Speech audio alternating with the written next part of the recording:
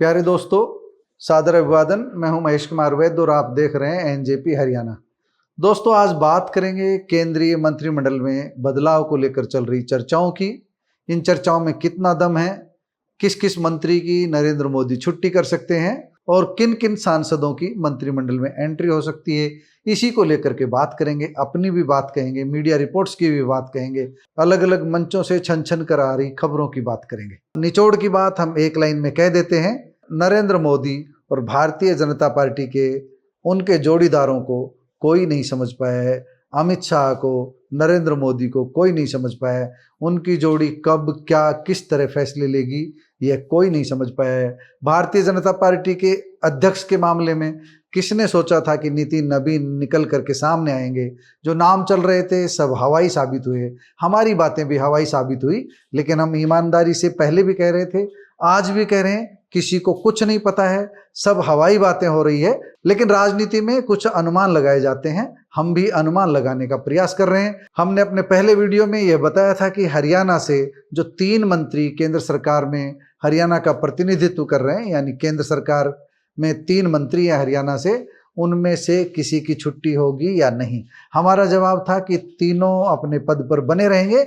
हाँ, विभागों में फेरबदल हो सकता है, किसी का विभाग छीना जा सकता है या एक विभाग बदल करके दूसरा दिया जा सकता है, लेकिन मंत्रिमंडल से तीनों में से कोई भी बाहर नहीं होगा, ये हमारा कहना था। अब कुछ लोग ये कह रहे हैं कि राव इंद्रजीत सिंह की छुट्टी हो सकती है और उनका आधार है बावल की जनसभा में, नायब सिंह सैनी की जनसभा में शिवराज सिंह चौहान और नायब सिंह सैनी साथ आए थे बावल। उनकी जनसभा से राव इंद्रजीत सिंह समर्थक विधायकों का दूर रहना, राव इंद्रजीत सिंह का दूर रहना, यह उन्हें मोदी मंत्रिमंडल से बाहर का रास्ता दिखा सकता है।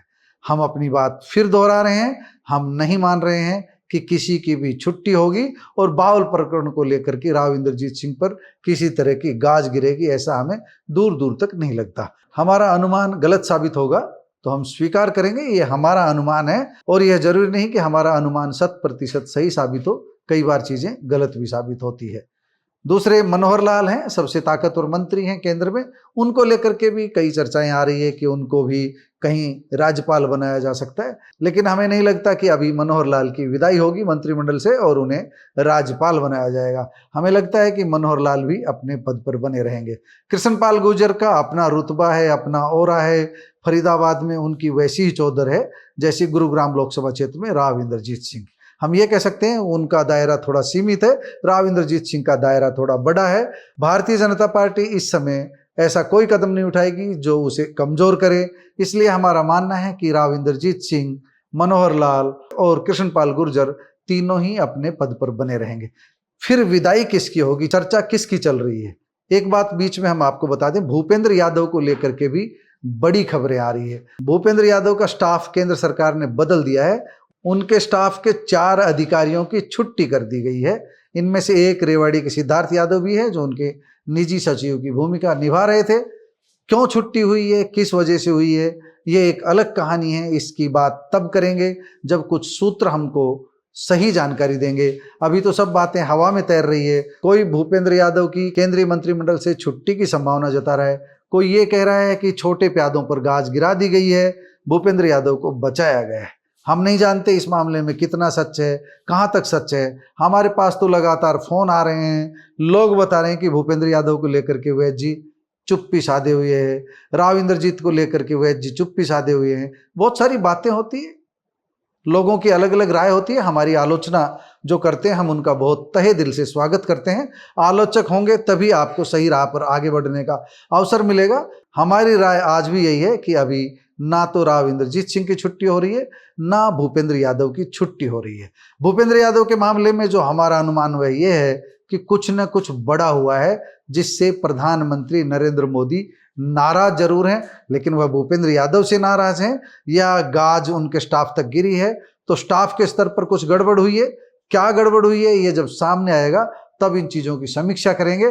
फिलहाल हमको लगता है कि भूपेंद्र यादव गुड बुक में बने हुए हैं। उन्हें संगठन की जिम्मेदारी तो दी जा सकती है, लेकिन सजा के तौर पर यह जिम्मेदारी नहीं दी जा सकती। इसलिए नहीं दी जा सकती क्योंकि वह एक तरह से भारतीय जनता पार्टी के चाणक्य के रूप में काम कर रहे हैं। प्रधानमंत्री नरेंद्र मोदी और अमित शाह जो चाहते हैं, जो उन्होंने चाहा, उसे उन्होंने उसी राज्य में जाकर पूरा किया है, कड़ी मेहनत की है, इसलिए भूपेंद्र यादव पर गाज नहीं गिरेगी, ऐसा हमारा मानना है। हाँ, इतना हो सकता है कि धर्मेंद्र प्रधान को लेकर के शिक्षा विभाग बदल करके उन्हें दूसरा कोई विभाग दे दिया जाए। भूपेंद्र यादव को लेकर के अगर कोई पर्यावरण या वन मंत्रालय से संबंधित कोई गड़बड़ी है तो उनको दूसरा विभाग दे दिया जाए।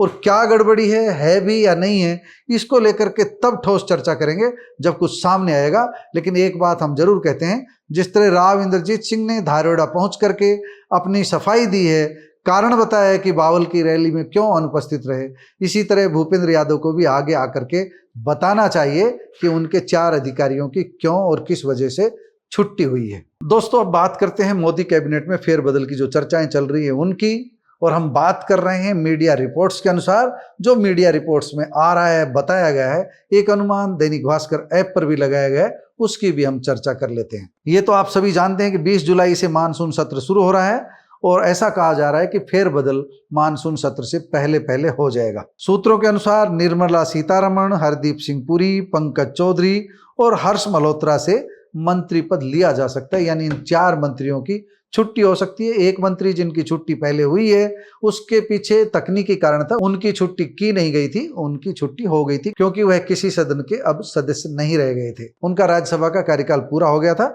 और दोबारा राज्यसभा का कार्यकाल उन्हें नहीं दिया गया। मंत्रिमंडल में फेरबदल किस लिए हो रहा है, इसकी तस्वीर बिल्कुल स्पष्ट है। दूसरे दलों से जो टूट कर आए हैं, मोदी सरकार को जिन्होंने समर्थन दिया है, बहुमत बनाने में जिनकी अहम भूमिका है, उनको समायोजित किया जाएगा। जैसे आम आदमी पार्टी के जो सांसद टूट कर आए हैं, शिवसेना के जो सांसद टूट कर आए हैं, उद्धव ठाकरे गुट के, उन्हें भी जो है इनाम दिया जाएगा। पश्चिम बंगाल की तृणमूल कांग्रेस के सांसद हैं जो एनडीए का समर्थन कर रहे हैं, उन्हें भी कैबिनेट में शामिल किया जा सकता है। हरदीप सिंह पुरी के बारे में हम बता दें कि उनकी विदाई लगभग तय मानी जा रही है। एप्स्टीन फाइल के खुलासे के वक्त भी इनके नाम की चर्चा हुई थी, लेकिन ठोस सबूत नहीं मिले थे। एक बात ये कहा जा रहा है कि उम्रदराज मंत्रियों की छुट्टी की जा रही है, तो अगर इस फार्मूले को लागू किया जाए तो सबसे पहले नरेंद्र मोदी की छुट्टी होनी चाहिए। लेकिन नरेंद्र मोदी ताकतवर है, उन्हें कहेगा कौन, उनका इस्तीफा मांगेगा कौन, बिल्ली के गले में घंटी बांधेगा कौन। इसलिए अधिक उम्र के फार्मूले से दूसरे मंत्रियों की विदाई इसलिए जरूर की जा सकती है क्योंकि मंत्रिमंडल में युवा चेहरों को तरजीह दी जाने की बातें कही जा रही है। पंकज चौधरी को भारतीय जनता पार्टी ने उत्तर प्रदेश का अध्यक्ष बनाया है, इसलिए एक व्यक्ति 2 पदों पर नहीं रह सकता, इसलिए उनकी विदाई इस कारण से तय मानी जा रही है, इसलिए उन्हें मंत्रिमंडल छोड़ना ही होगा, ऐसा तय माना जा रहा है। केंद्रीय राज्य मंत्री हर्ष मल्होत्रा के साथ भी ऐसा हो सकता है क्योंकि वह दिल्ली भाजपा के अध्यक्ष हैं। साथ ही केंद्रीय सड़क परिवहन एवं राजमार्ग मंत्रालय और कारपोरेट मंत्रालय में राज्य मंत्री की जिम्मेदारी संभाल रहे हैं। इनका मंत्री पद जाना इसी आधार पर तय माना जा रहा है क्योंकि वह दिल्ली के प्रदेश अध्यक्ष है, दिल्ली भाजपा के प्रदेश अध्यक्ष हैं, उन्हें आगे चुनावी तैयारी करनी है। जिनकी एंट्री की बात की जा रही है, ये दैनिक भास्कर ऐप के अनुसार राघव चड्ढा और संदीप पाठक, जो आम आदमी पार्टी से 7 सांसद आए थे, उनमें से इन 2 के नाम की चर्चा है। हिमाचल प्रदेश के हमीरपुर से सांसद अनुराग ठाकुर की एंट्री हो सकती है, वह पहले भी केंद्रीय मंत्री रह चुके हैं। डी पुरंदेश्वरी की नाम की चर्चा है। 2029 लोकसभा चुनाव को देखते हुए दक्षिण भारत से एक बड़े चेहरे के तौर पर उनकी एंट्री की संभावना जताई जा रही है। काकोली दस्तीदार टीएमसी छोड़कर आए सांसदों में इन्हें कैबिनेट में जगह दी जा सकती है, इस तरह की चर्चा है। पंजाब के अमृतसर से सांसद हैं तरुण चुग, उन्हें भी मंत्री पद मिल सकता है क्योंकि पंजाब में चुनाव होने हैं।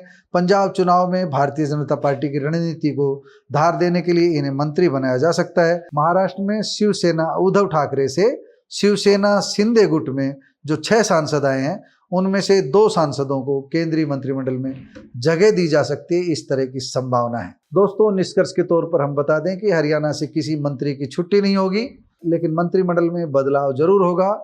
केंद्र सरकार में नए चेहरे नजर आएंगे, मोदी कैबिनेट में नए चेहरे नजर आएंगे और कुछ पुराने चेहरों की छुट्टी होगी, लेकिन अभी किसी के नाम बताना संभव नहीं है। यह बात केवल और केवल नरेंद्र मोदी जानते हैं, उनके अलावा कोई नहीं जानता। दोस्तों, आपका नरेंद्र मोदी मंत्रिमंडल में बदलाव को लेकर क्या सोचना है?